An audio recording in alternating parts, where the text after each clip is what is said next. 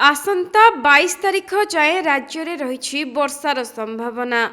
बंगोपसागर में सृष्टि होइतिबा लघुचाप प्रभाव में आसंता 22 तारिख पर्यंत राज्यर विभिन्न स्थान में वर्षा हेबार संभावना रही।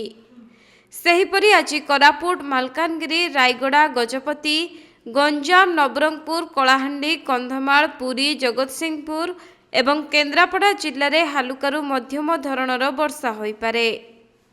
सेपटे आसंता काली उपकूल समेत आभ्यंतरीण ओडिशार विभिन्न जिला एवं 21 तारिख में बालेश्वर, भद्रक, मयूरभंज, केन्दुझर, केन्द्रापड़ा और जगतसिंहपुर जिलार गोटे दुईटी स्थान में हालुकारू मध्यम धरणर वर्षा होइपारे। अन्यपटे सारा राज्य में सर्वनिम्न तापमात्रा 2 ରୁ 5 डिग्री पर्यंत वृद्धि पाइछि। 8टी स्थान में सर्वनिम्न तापमात्रा 10 डिग्री किंबा ताठारू कम रहिथिला।